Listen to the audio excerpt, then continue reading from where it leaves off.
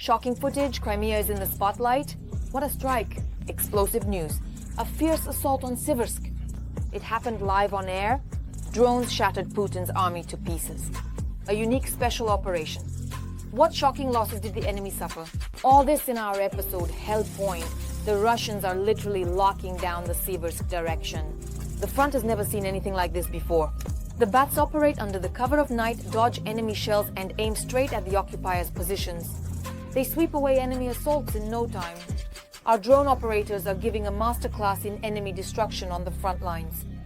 How they've managed to hold this sector for the 4th year in a row and prevent Putin's mercenaries from breaking through. Watch in our report. People used to live here peacefully. No, look, the house, blown apart down to the foundation. This is Siversk. In reality, people in Siversk, Donetsk region haven't lived peacefully since February 2022, and now life here has become completely unbearable.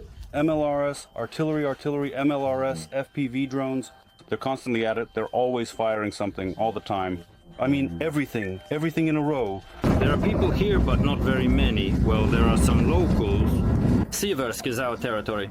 But FPV drones are constantly flying, and somewhere there are flashes in the sky. Aircraft are always coming in. It's a combat zone.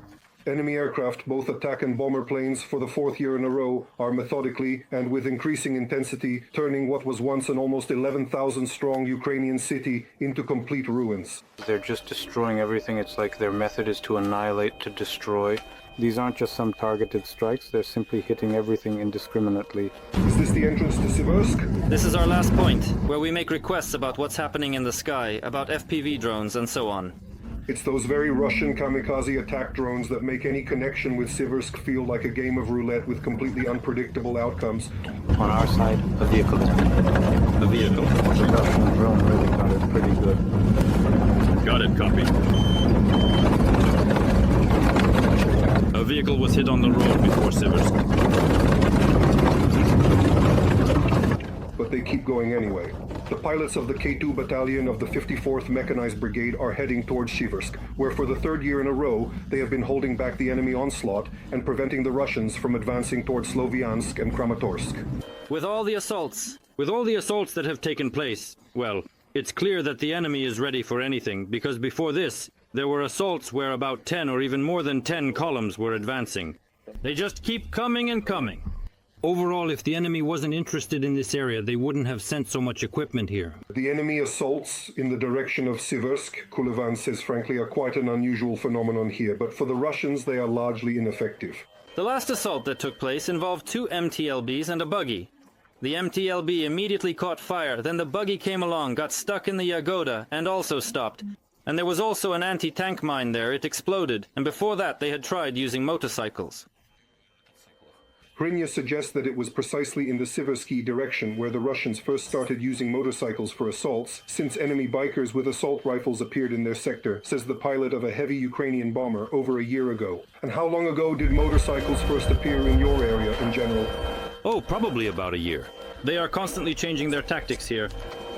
A very cunning and insidious enemy who is always changing their assault tactics. So that all the most insidious enemy tactics would end in destruction for the Russians, the bomber crews of Battalion K2 prepare their bats for takeoff many times each night, often right under enemy fire.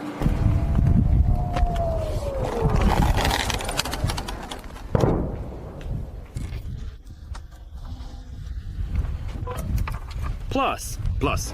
To mine as thoroughly as possible all potential routes and paths the enemy might try to sneak through is their continuous systematic work. Mining, first and foremost, happens at night. Mining and setting up wire entanglements.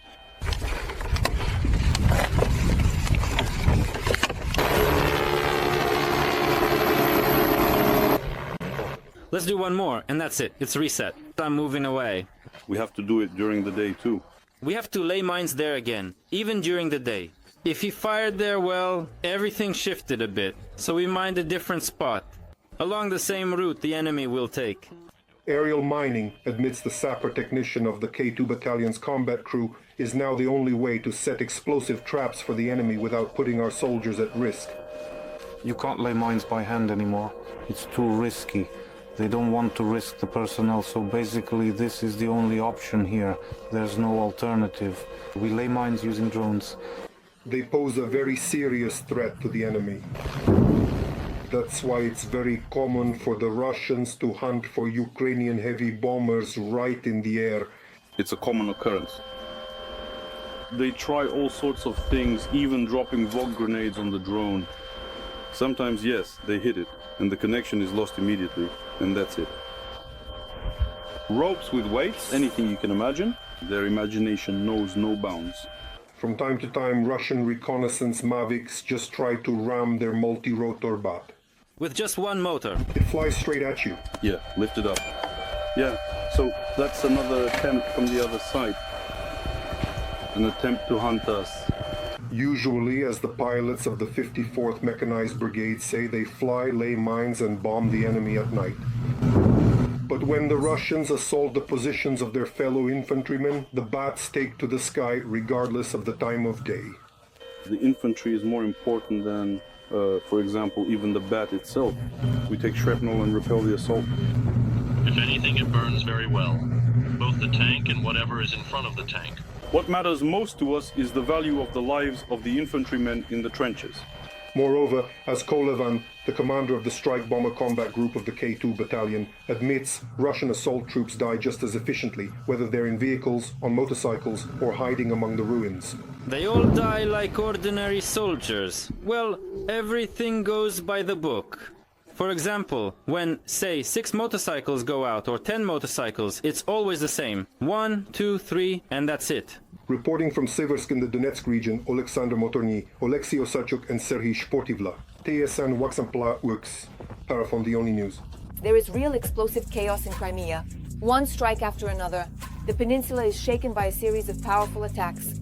The partisans act precisely and mercilessly. They spot the target, hit it, and disappear, leaving behind only smoke, fear, and panic. There is hysteria in Russia. Could it be that they sense the end is near? Be the first to find out. Svitlana Prastinska. Enemy tanks, weapons, ammunition, and armored vehicles are transported along these tracks. In 11 years of occupation, they have not held out thanks to Ukrainian sabotage groups. One explosion after another goes off just before the arrival of munitions near Jankoy and Sevastopol. All of this is documented by the ATH partisan movement. Serhiy Martinenko, we have dealt another blow to the enemy's logistics, but for the safety of our agents, we are not disclosing the details of the operation yet. Restoring movement will take time, which means Russian troops will once again face a shortage of ammunition on the front line. The ATH partisan movement. Svitlana Prastinska. There are dozens of partisan movements on the occupied peninsula. Members of one of them, called Combat Seagulls, say that people from various professions are joining them. Serhiy Martinenko. They go to universities, work in shops, and banks. It's impossible to expose us, because among all the country's residents, we don't stand out in any particular way. Svitlana Prastinska, except for our Ukrainian stance and actions. They organize sabotage on the railways, arson of Russian military equipment and soldiers' vehicles. And also, Serhiy Martinenko, we find and systematize information about public figures of the occupation regime. For us, it is critically important to track, expose, and relate to Ukraine the locations of potential military targets, the positions of Russian ships, and infrastructure facilities. Svitlana Prastinska, there is an increasing Ukrainian presence in Simferopol, Yalta, Yevpatoria, Sevastopol, and Jankoy. Fearless activists are tying yellow and blue ribbons to administrative buildings, fastening them to fences, and the Ukrainian flag is flying in the mountains and being launched into the sky. This is very painstaking work, say the participants of another movement, the Yellow Ribbon. There are more than 10,000 people involved in it in the temporarily occupied territories, and the number of those willing to resist the Kremlin regime is growing. Serhiy Martinenko, the anonymity of every activist is a priority. We work not only in the physical space, but also online. We teach people how to do this safely and effectively, how to thoroughly verify information, how to properly secure their devices, as well as the basic and essential aspects of cyber hygiene. Svitlana Prastinska, and that ribbon was broken by the Combat Seagulls. These partisan movements emerged at the beginning of the full-scale war, and they destroyed the enemy from within. The occupiers hunt them down just as they do everything Ukrainian. Yulia Nikolaeva, listening to Ukrainian songs, is now considered either everyday extremism or discrediting the armed forces of the Russian Federation. There are already more than 1,200 administrative cases against such people. And we already have cases of criminal prosecution for so-called state treason. Svitlana Prostinska, the Russians are watching the social networks of Crimeans. Yulia Nikolaeva, the most recent case, for example, was about a man who reposted an interview with the president of Ukraine right during his trip to America. The occupiers tracked this, fined him, and brought him to administrative responsibility. Svitlana Prostinska. However, the resistance is only growing both in numbers and in active actions because every participant in the partisan movements knows and reminds the occupiers that Crimea is Ukraine. Elvina Saitbuleva, Roman Grabelnikov, We Are Ukraine Marathon. United News. Yulia Yarmolenko, a phenomenal operation in the sky. A Su-27 destroyed a Russian surface-to-air missile system. Fury at the front, our defenders gave the occupiers a real roasting. They had barely recovered from the ambush when a new one struck. All of Putin's plans have gone down the drain. The footage is blowing up online. More details on this in the following report. Dmytro Sirsky, captivating footage of Ukrainian aviation striking the enemy. A Su-27 destroyed an enemy air defense system during a combat sortie. While carrying out a combat mission, a Su-27 aircraft of the Air Force of the Armed Forces of Ukraine destroyed a Russian surface-to-air missile system. The incident occurred during a combat sortie to cover a strike group. The aircraft belongs to the 39th Tactical Aviation Brigade. The successful destruction of the SAM system was an important contribution to ensuring the safety of Ukrainian strike aviation in the combat zone. Meanwhile, Fury turned May into a living hell for the occupiers. In May, the skies over the enemy truly belonged to Ukraine. The UAV operators of the Luhansk Assault Regiment from the United Assault Brigade of the Ministry of Internal Affairs Fury organized a real feast for Ukrainian drones and a true hunt for the invaders. 79 Russian occupiers experienced Ukrainian hospitality firsthand. They were either killed or wounded by precise airstrikes. Enemy equipment went up in flames and ashes. Attempts at rotation and resupplying ammunition were thwarted right at the start. These are not just numbers. The point is, this is the result of surgical precision, iron discipline, and predatory determination. Every strike is a cold calculation and a warrior's burning heart. The unit operates with the skill of a surgeon and the ruthlessness of a storm. And if May was a black month for the enemy, then June promises to become a true fiery hurricane. Dmytro Sirsky, Ukrainian falcons know no rest, for they have the wings of vengeance and the eyes of justice. Now we need to look at the opinions of experts regarding Operation Web and how it affects Russia's missile capabilities. Overall, Russia still retains the potential to launch massive missile strikes against Ukraine, but this potential has become more limited. According to experts, the Ukrainian Operation Web, aimed at disabling Russian strategic bombers, primarily has long-term significance and will not lead to an immediate collapse of the enemy's strike capabilities. The exact scale of the damage remains uncertain. It is unclear exactly which types of aircraft were hit and what condition they were in. Experts emphasize that Russian aviation is mostly based on outdated equipment, such as the Tu-95, for example, which has not been produced for a long time. Losses among aircraft with little remaining service life can significantly affect combat capability. However, it is still too early to talk about a complete loss of the ability to carry out mass strikes. Russia still has the means for such attacks, but their quantity and quality are likely decreasing. It is also possible that part of the aviation will be held in reserve in case of a potential conflict with NATO. At the same time, experts urge caution when interpreting the current assessments of the operation's results. Many conclusions are drawn based on incomplete data, such as satellite images, which can distort the real picture. According to preliminary estimates, about 12 to 13 aircraft have been hit, but the real number may be higher, especially considering the likely concealment of losses in the first hours after the raid. Thus, the impact of Operation Web is still unfolding, and its consequences for Russian strategic aviation will only become clear over time. Meanwhile, on the front line, Russia is increasing pressure in the Sumy direction. It is also currently known that the enemy has struck the city of Sumy with long-range Tornado-S multiple launch rocket systems using cluster munitions. Russian forces are increasing the intensity of offensive actions in the north of Sumy region, advancing 12 to 15 kilometers deep. Such a distance potentially allows the use of artillery and drones to strike directly at the city of Sumy. This is exactly what we saw this morning, when the Russians carried out a strike with their multiple launch rocket systems. According to analysts, the offensive is taking place simultaneously in 3 directions, to the north and to the northeast of the regional center. Geolocated materials confirm the advance of Russian forces near Andriivka and Yablunivka. It is also reported that several settlements have been captured, including Oleksivka, Novomikhailivka, and Kondrativka, as well as an advance toward the outskirts of Kostiantinivka. An increase in the number of ground attacks is being recorded in the areas of Andriivka, Yunakivka, and Miropilia. These actions are accompanied by artillery strikes and the use of drones, which may indicate preparations for an assault on the city. However, according to experts, a full-scale capture of the city in the near future is unlikely. Russian forces remain limited, and the defense of Sumy has been reinforced. Units from various motorized rifle, naval, and airborne formations are operating in the area, which indicates the strategic importance of this bridgehead for the Russian command. Overall, the situation is difficult but under control. Despite everything, the armed forces of Ukraine are holding the line. That's all for today. Tune in tomorrow for the next news update. Every voice matters. Join our community, support independent journalism, and help us bring you the truth from Ukraine. Become a member of Ukraine today. Join us now. Ukraine has opened a new chapter in military technology. For the first time on the battlefield, combat drones with artificial intelligence. They operate precisely, swiftly, and mercilessly. The enemy doesn't have time to react. The attack comes unexpectedly. What sets this new generation of smart weapons apart, and how will it change the situation on the front lines? Find out in just a moment. A revolution in the field of drone management and control. Ukrainian defenders are presenting their unique fire control system. No other country in the world has anything like this in its arsenal. Drone pilots are no longer needed. They have been replaced by artificial intelligence.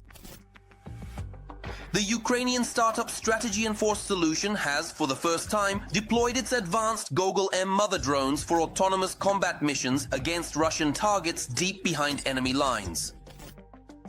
A mission costing $10,000 is changing what previously required missile systems worth $3 to $5 million. And this is far from the only instance of so-called mother drones being used at the front. One of the first here was the Ukrainian Dovbush T-10. Under its wing, this massive UAV carries several smaller FPV drones. After delivering them to the location, the Dovbush drops them from a high altitude, and then, with the help of an operator, they are guided toward a potential target. In this way, the UAV becomes a multi-purpose frontline drone for supporting both offensive and defensive operations of the armed forces of Ukraine. Experts explain. This allows us to address a number of issues. For example, destroying electronic warfare equipment or radar systems, that is, air defense systems, because in this case, a small charge that an FPV drone can carry is enough to disable a large vehicle that operates and can monitor the airspace within 100 kilometers around itself. But while the Ukrainian drone Dovbush is still piloted by a human, the domestic Gogol-M is unique in that it is fully autonomous. Everything here is controlled by artificial intelligence, which uses a combination of advanced sensors and LiDARs. This worldview allows the UAV to make decisions based on its flight trajectory and to carry out its mission just as well as a human pilot. In a sense, it's similar to a self-driving car. For the autopilot to work properly, it needs a lot of cameras. There aren't as many obstacles in the air, so we make the system lightweight. That's right, we've developed our system of cameras, LiDAR, and communications, which allows the artificial intelligence to navigate, coordinate actions, and maneuver around obstacles.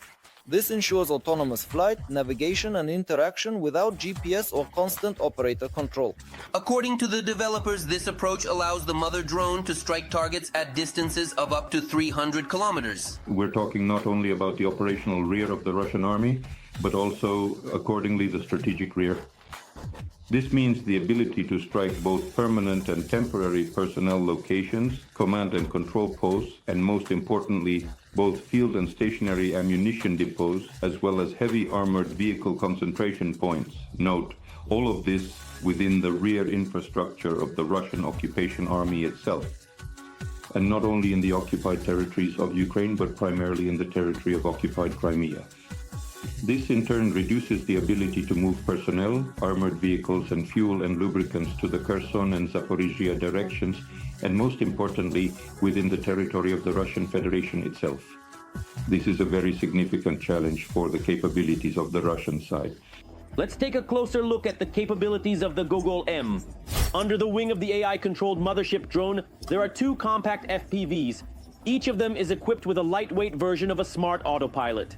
This is a very serious nuance that essentially nullifies the capabilities of Russian electronic warfare systems at the moment of countering Ukrainian drones.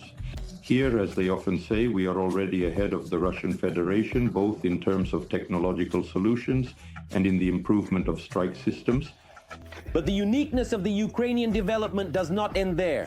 According to the engineers of Gogol-M, his FPV drones can not only autonomously home in on a target, but can, in the literal sense, hunt it down.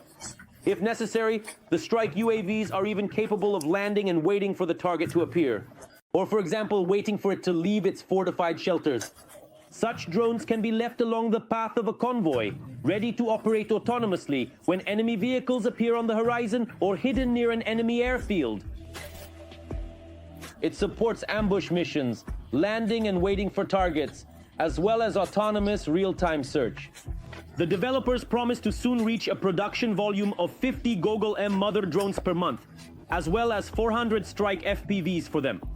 The engineers also plan to further scale up the project so that the mother drone can eventually carry a significantly larger payload. In the future, we will see such drones that will be able to carry 6, 12, or maybe even more drones, which will first conduct reconnaissance and then carry out combat missions. That is thanks to the fact that the large drone, for example, conducts reconnaissance, then illuminates the target, and with the FPV drone, it carries under its wing, directly destroys that target. They operate where it is too dangerous for others. Silent, precise, and invisible, these special operatives penetrate the hottest spots on the front and destroy the enemy unexpectedly and mercilessly. Their main skill is blending into the environment and striking when no one expects it. Who are these warriors that make the enemy tremble? Find out in the following story. Early morning, the steppes in southern Ukraine. Fighters from the 3rd Separate Special Forces Unit Omega are completing a 10-kilometer forced march. Each of them is carrying more than 10 extra kilograms of gear, weapons, and ammunition. This is how endurance is forged. There is a clearly defined threshold of physical exertion that an average person can handle. Our fighters are a bit above that, and starting from the upper limit for a Special Forces soldier, we increase the load even further to see what a person is capable of under extreme stress. Field exercises are conducted specifically at night. This way, the fighters learn to navigate in conditions of limited visibility, since during the day, Special Forces groups are almost never involved in missions. The deployment of special combat groups, small tactical units, and reconnaissance teams, all of it takes place at night. Unmanned aerial vehicles have changed the concept of war. If back in 2022 you could enter and storm a tree line without worrying, now you can't take a single step. Everything is done without unnecessary movement or noise. They move in various combat formations. For example, along a tree line, they move in single file, maintaining visual contact between soldiers. If we are moving, for instance, along a road, then we use a completely different combat formation. In this case, we move in a double diagonal formation so that we don't present a single silhouette, reducing the likelihood of being hit by weapons with a high rate of fire. The commander gives directions over the radio, but this time he makes the task more challenging. Instead of providing geographic coordinates, he gives linear ones. So, to determine the route, the Special Forces have to calculate them using a specific formula. Maybe this won't even happen in real combat situations, but it toughens the soldiers, making sure their ingenuity and their minds are always working and ready for any situations that, well, in the real conditions of today's war, they will encounter along their way. Even more obstacles at another location are created by a UAV pilot. A drone with a thermal imaging camera rises into the sky, pursuing the group.